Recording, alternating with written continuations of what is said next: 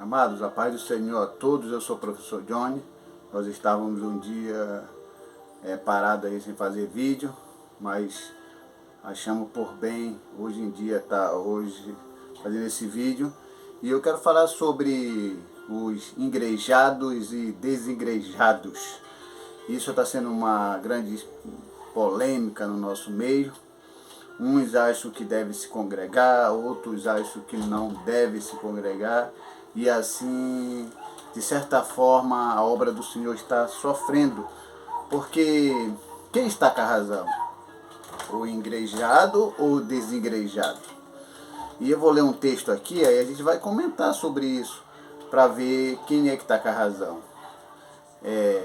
Existem esses dois grupos. Segundo a pesquisa que está sendo comunicada aí, os desigrejados, como se dizem, eles eram uma minoria e hoje já dizem que já está numa posição de quase segundo lugar. Não sei se essa pronúncia, esse comunicado, esse dito é verdadeiro. Mas tudo bem, vamos aqui para a palavra do Senhor, porque a palavra do Senhor é a base de tudo, para nos fazer entender o que está acontecendo. Vamos ler aqui, Evangelho escreveu São Mateus, capítulo 18, versículo 18. Mateus 16, corrigindo, Mateus 16, versículo 18, que diz: Também eu te digo que tu és Pedro, e sobre esta pedra edificarei a minha igreja, e as portas do inferno não prevalecerão contra ela. Aqui está falando que a igreja dita por Jesus, e não vai ter nada que irá prevalecer contra ela. A igreja dita por Jesus. Qual é essa igreja? É a igreja daqueles que falam que é a igreja onde vão, chamados de igreja, ou igreja no sentido de desigrejados? A grande questão é: os que vão para a igreja estão corretos? E os que não vão para a igreja estão corretos? Estão certos? Por que os que se chamam desigrejados?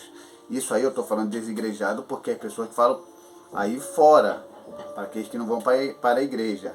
Mas isso é uma palavra criada por aqueles que não são admiradores dessas pessoas que não querem a igreja.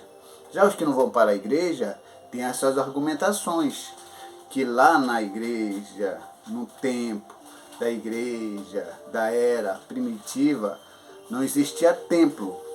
É verdade isso, que não existia templo no tempo da igreja primitiva? Uma coisa eu quero dizer para vocês: não existia templo, como nós conhecemos, com construções que aí vocês veem. Então parece que esse ponto de vista para os desigrejados, eles estão com a razão. Mas existe um outro porém, porque não existia templo. Porque na era da igreja primitiva era impossível se construir templo, por causa da perseguição que acontecia ao povo de Deus, o povo que seguia Jesus Cristo. Então havia aquela perseguição firme, forte, constante do Império Romano em cima dos cristãos, de tal forma que era impossível construir uma igreja. Mas eu não estou dizendo isso aqui para querer dizer e ficar do lado de quem vai à igreja. Não, só estou dizendo o que está em relação à história. Porque a igreja era perseguida? A igreja era perseguida. Aí a pessoa pensa que a igreja era perseguida, era a igreja construção. Não, não era isso. Por quê? Porque lá no Império Romano, quem era Senhor? Só César era Senhor. Porque todas as pessoas que se encontravam na rua com uma outra pessoa dizia: Senhor é César. Aí a outra pessoa respondia de lá: César é Senhor. E isso era uma coisa extremamente normal. Mas quando uma pessoa admirador de César falava César é Senhor para um cristão, o cristão do outro lado dizia não, Jesus é o Senhor.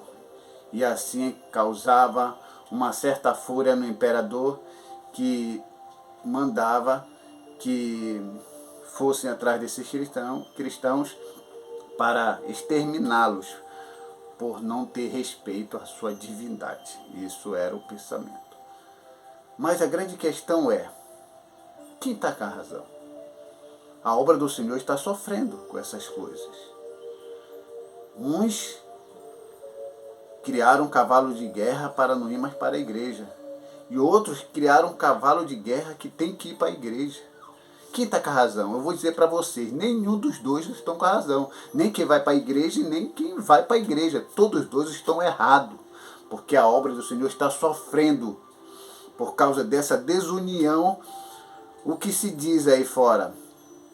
Que uma divisão interna, uma divisão interna, faz com que esse povo se enfraqueça em relação ao inimigo externo. Então a igreja, aqueles que ainda não compreenderam, estão se tornando fracos em relação ao inimigo externo, que é o inimigo das nossas almas, o diabo.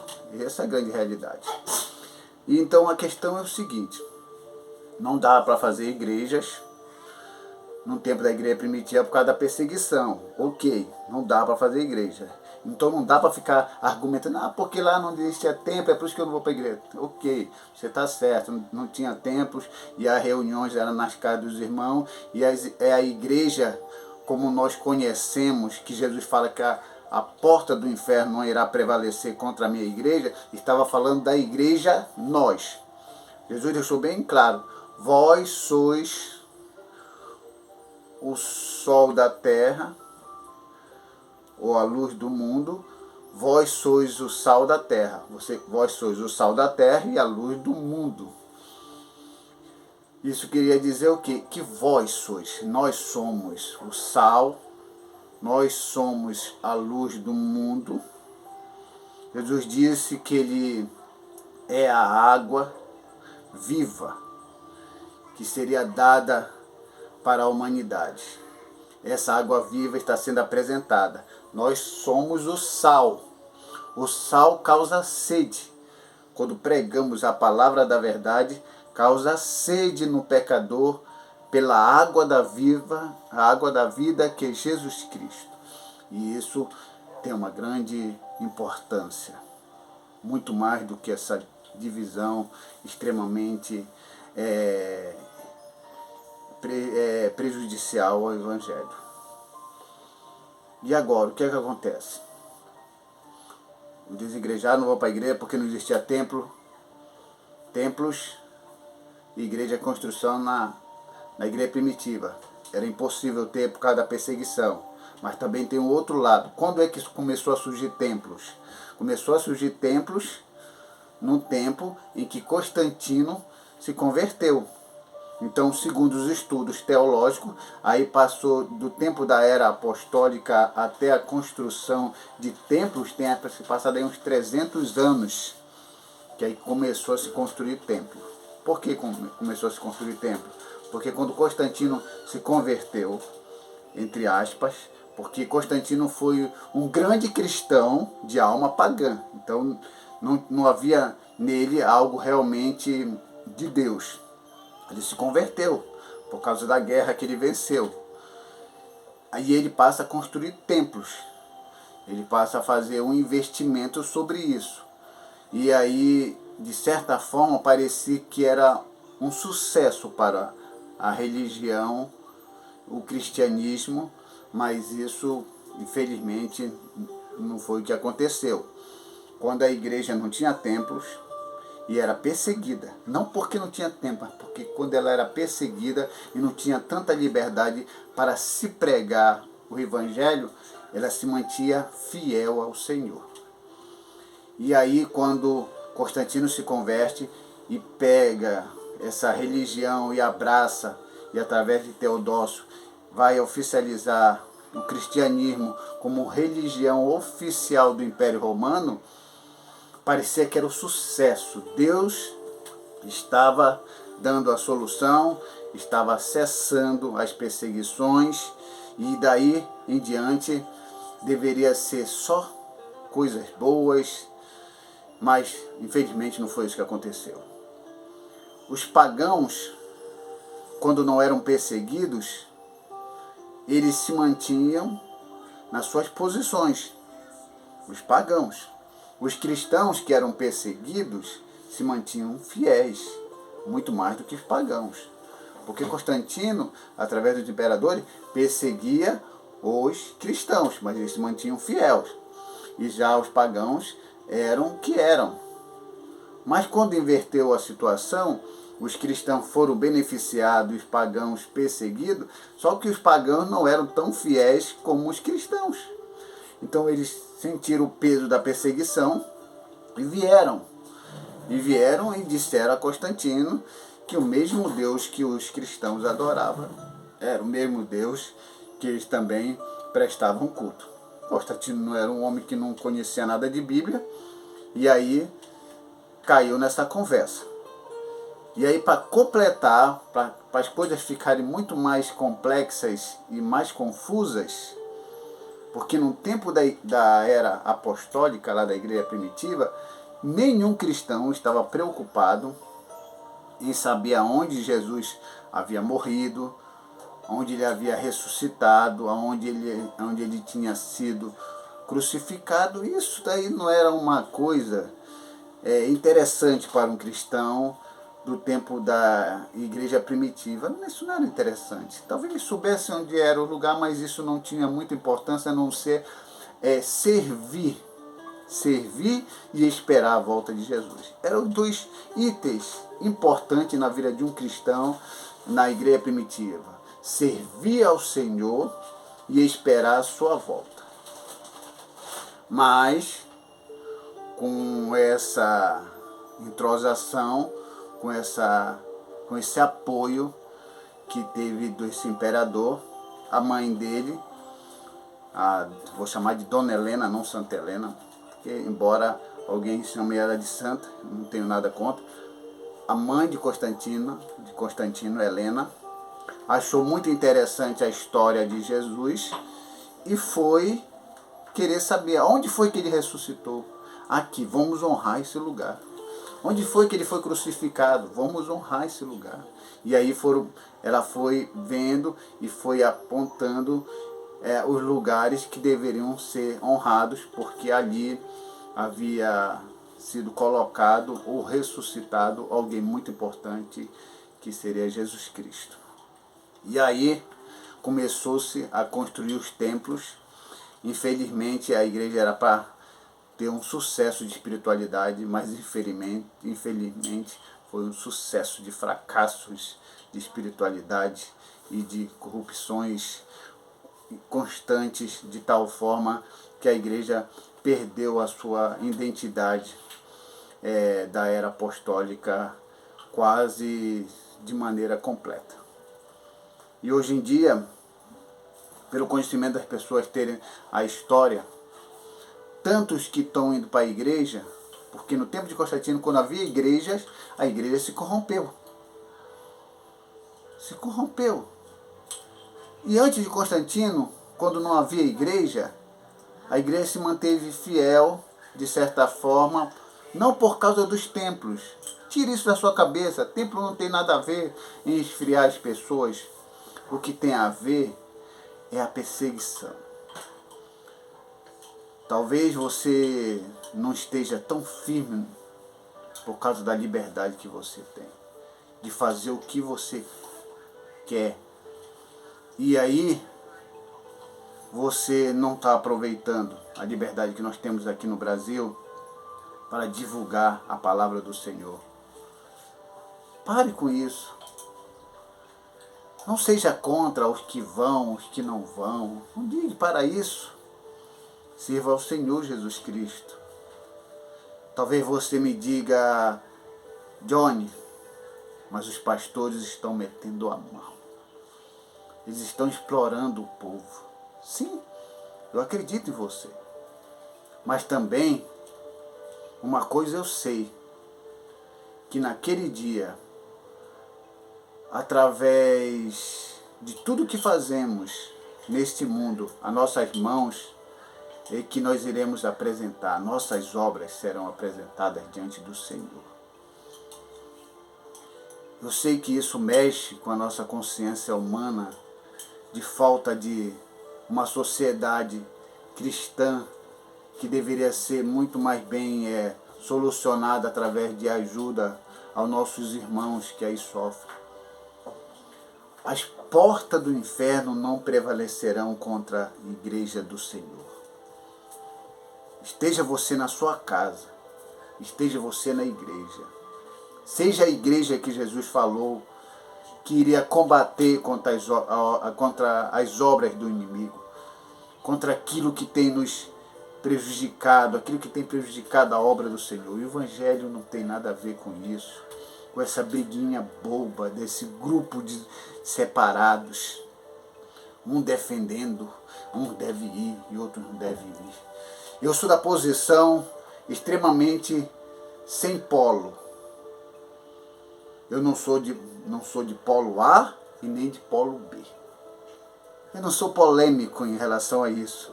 Porque quem é polêmico precisa ter um polo.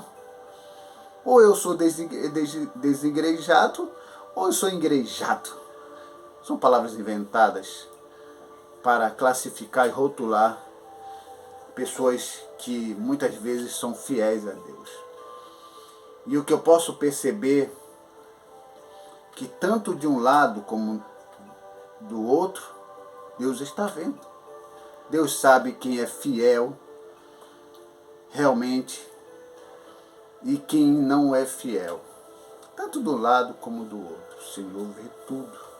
Não é à toa que quando chegarmos diante dele, e ele vai nos dar uma única resposta, de acordo com aquilo que tentamos justificar, para que dessa forma venhamos a ser aceitos por ele. Eu curei no teu nome, eu fiz muitos milagres no teu nome, eu profetizei no teu nome. E isso são palavras de quem vai para a igreja e de pessoas que não vão para a igreja. Todos irão comparecer diante ao tribunal de Cristo. E aí, ele não vai dizer que é através dos teus dons que ele te conhece, mas ele te conhece através dos teus frutos. Qual é o fruto que você está oferecendo? O fruto da divisão ou o fruto da divulgação da verdade, que é Jesus Cristo? Eu estou fora dessa coisa. Eu estou fora dessa divisão. Eu não sou nem igrejado nem desigrejado. Quando eu quero ir para a igreja, eu vou para a igreja. Quando eu não quero ir, eu não vou para a igreja. É tudo uma questão de escolha minha. Mas eu não vou ficar dizendo quem vai está errado e quem não vai também está errado. Isso não cabe a mim julgar. O que cabe a mim é divulgar, enquanto eu estou aqui em vida, anunciar o Evangelho de Cristo. Porque de outra forma, eu não estaria cumprindo o ID de Jesus. Então minha resposta é: quem está certo? Os desigrejados ou os igrejados?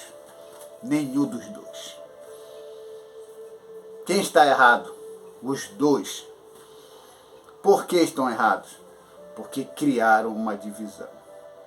E a divisão está tudo relacionado à palavra direito. Cada um está puxando o direito para o seu lado e aí eles vão se separando um do outro. Mas se um dia eles começarem a entender que eles devem eliminar a palavra direito do meio deles e trazer a palavra dever, eu devo amar o meu irmão. Embora ele vá para a igreja ou não vá para a igreja, mas ele é fiel a Deus na casa dele, eu consigo trazer o meu irmão para junto de mim. E aí o corpo de Cristo, o corpo igreja vai se fortalecendo contra o inimigo externo. Caso contrário, essa divisão interna faz com que nós venhamos a nos enfraquecer em relação ao inimigo externo. Claro que alguém vai dizer, mas existe texto na Bíblia que fala sobre que não deve não se congregar, como é o costume de alguns. Vocês vão citando texto fora do seu contexto, como se existisse uma igreja, templo na igreja primitiva. Não existia. Eu tenho que falar a verdade. Mas Jesus sempre pediu e sempre aceitou a união. O templo, que foi tanto admirado pelos seguidores de Cristo, que pedras, que construções. Jesus ouviu aquilo, se irritou com isso. E Jesus disse, não ficará pedra sobre pedra que não seja derrubado. Jesus queria trazer uma mensagem mais viva. Você quer ir para a igreja? Vá para a igreja. Você não quer ir para a igreja, mas você é fiel a Deus, lê a palavra do Senhor, ora, fala com Ele, prega o evangelho da salvação. Amém. Deus te abençoe. Vamos acabar com essa guerra. Uma guerra criada por nós mesmos. Eu nem me atrevo a dizer que tem dedo do diabo aí, mas tem atitude nossa mesma. A nossa natureza pecaminosa de lutar pelo poder e posição, tanto espiritual, tanto religiosa, como intelectual, secular. Só para mostrar que nós sabemos. Está na hora de começarmos a abrir nossos olhos e ver que o mundo está perdido. E só eu e você podemos pregar o Evangelho de Cristo. Você não foi chamado, você não foi escolhido para brigar com o teu irmão. O Espírito Santo está triste conosco. O Espírito Santo chora em ver a sua igreja dividida.